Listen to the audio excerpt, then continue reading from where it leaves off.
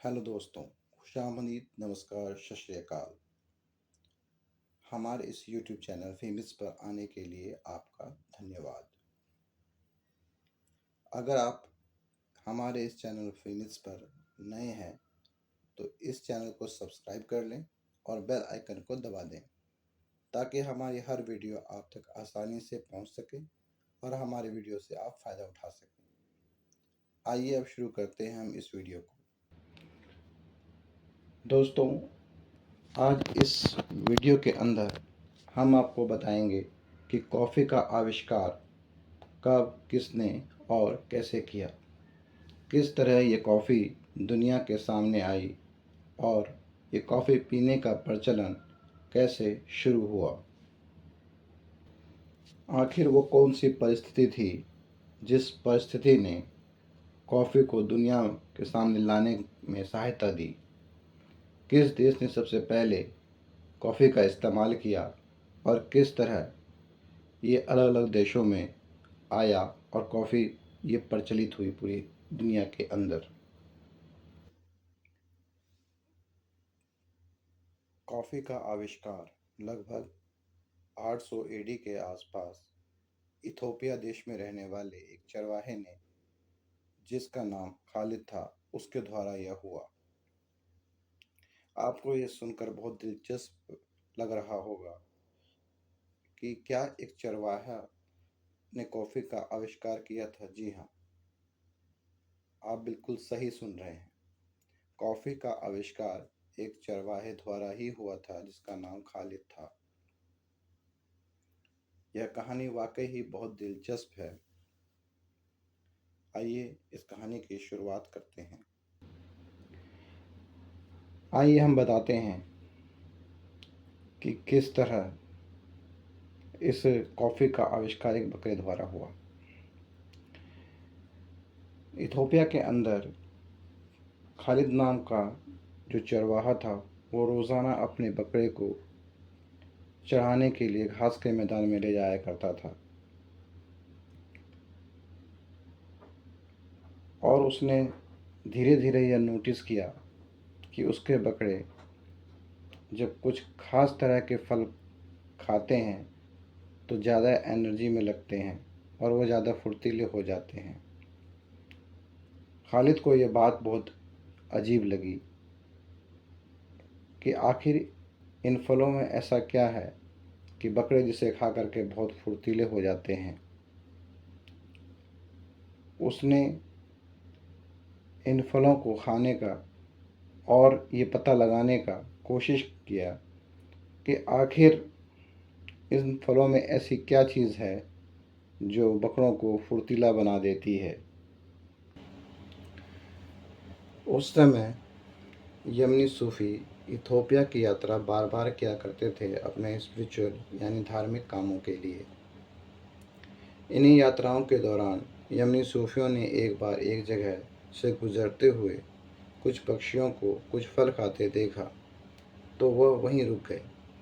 उन्हें यह दृश्य बहुत मनमोहक लग रहा था, इसलिए वह उन पक्षियों को फल खाते देखने लगे।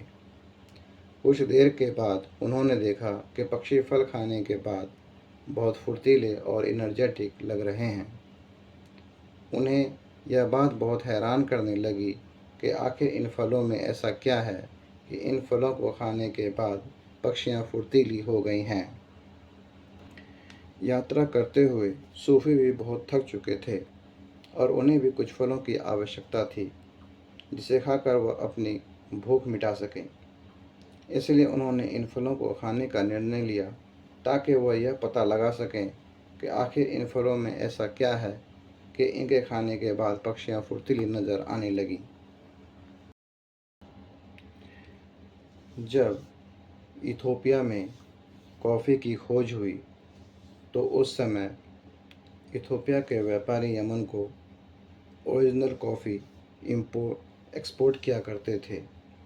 बाद में यमनी व्यापारी कॉफ़ी के प्लांट्स यमन लाए और वहीं पर उन्होंने उसे उगाना शुरू किया और उसके बाद यमन से यह मिस्र, सीरिया, पर्शिया और टर्की पहुंचा।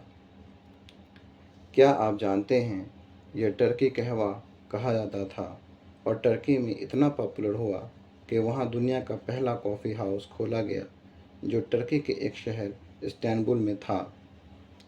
लोगों ने कॉफ़ी को अपने डेली रूटीन का हिस्सा बना लिया।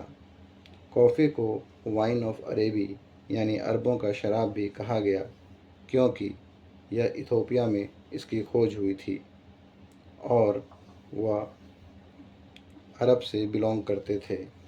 अब आप जानना चाहेंगे कॉफ़ी यूरोप में कहाँ से आया। यूरोपीय व्यापारी टर्की से बिजनेस किया करते थे और वहाँ घूमने जाया करते थे और वहाँ उन्हें कॉफ़ी पीने का मौका मिलता था और वह उन्हें बहुत अच्छा लगता था। बाद में इस कॉफ़ी को इटली के एक व्यापारी जो वेनेशिया में रहते थे, उन्होंने पहली बार इसे टर्की से इंपोर्ट किया। इस तरह कॉफ़ी यूरोपीय देशों में सबसे पहले इटली में आया। इसके बाद डच ईस्ट इंडिया कंपनी द्वारा इसे इंग्लैंड लाया गया और इंग्लैंड में पहली बार ऑक्सफोर्ड में खोला गया कॉफ़ी हाउस।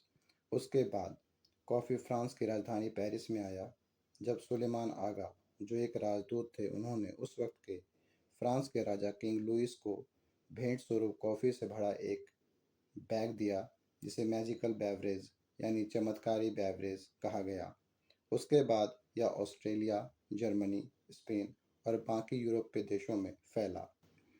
जब 17वीं शताब्दी तक कॉफ़ी ने यूरोप में अपनी जगह बना ली थी और कॉफ़ी काफ़ी लोकप्रिय हो गया था, तब कुछ लोगों ने इस पेय पदार्थ पर संदेह व्यक्त किया और इसे शैतान का कड़वा आविष्कार कहा। जब कॉफ़ी इटली के वेनिस में आया, तब वहाँ के पादरियों ने इसकी निंदा की। विवाद इतना बढ़ गया कि बड़े पोप पोप क्लेमेंट एट को हस्तक्षेप करने के लिए कहा गया। पोप क्लेमेंट ने निर्णय लेने से पहले खुद इस कॉफ़ी को टेस्ट करने का फैसला किया और जब उन्होंने कॉफ़ी पिया तो उन्होंने कॉफ़ी को पीने के बाद इतना संतोषजनक पाया कि उन्होंने इसे पोप की स्वीकृति दे दी। इस तरह विवाद के बावजूद यूरोपीय देशों में जैसे इंग्लैंड, ऑस्ट्रेलिया, फ्रांस, जर्मनी और इंग्लैंड के प्रमुख शहरों में कॉफ़ी हाउस तेज़ी से खुलने लगे और कॉफ़ी हाउस सामाजिक गतिविधि और संचार के केंद्र बन गए। कॉफ़ी इतने प्रसिद्ध हुए कि उस समय के आम नाश्ते के पेय पदार्थ जैसे बियर और वाइन की जगह लेना शुरू कर दिया। जो लोग शराब के बजाय कॉफ़ी पीते थे, वे दिन की शुरुआत सतर्कता और ऊर्जावान होकर करते थे और आश्चर्य की बात नहीं कि उनके काम की गुणवत्ता में काफ़ी सुधार आया। कॉफ़ी अधिक प्रचलित होने के कारण अधिक कॉफ़ी हाउस खुलने लगे और इस तरह कॉफ़ी हाउसों से कई व्यवसाय विकसित हुए। कॉफ़ी को भारत में लाने का श्रेय बाबा बुदान को दिया जाता है। जब वह 17वीं शताब्दी के अंत में मक्का से यमन के रास्ते 7 कॉफ़ी बीन्स लाए और उन्होंने कर्नाटका के चंद्रागिरी की पहाड़ियों पर इसे लगाया, इसलिए इन्हें father of coffee in India भी कहा जाता है। आपको जानकर यह हैरानी होगी कि भारत में कॉफ़ी उत्पादन का 90% उत्पादन कर्नाटका, केरला, तमिलनाडु ये 3 राज्य मिलकर करते हैं। भारत में कॉफ़ी बोर्ड की स्थापना 1907 में की गई। यहाँ यह बात आपको बता दें कि अंग्रेज़ों के आने से पहले ही कॉफ़ी भारत में आ चुका था। इस प्रकार कॉफ़ी की खोज मुसलमानों द्वारा किया गया।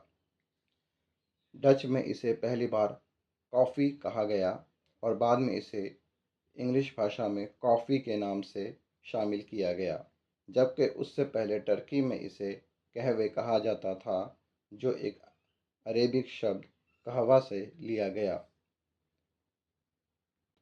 इस तरह आपने इस वीडियो में जाना कि कैसे कॉफ़ी का आविष्कार मुस्लिम द्वारा इथोपिया में खालिद द्वारा हुआ और दुनिया में फैला।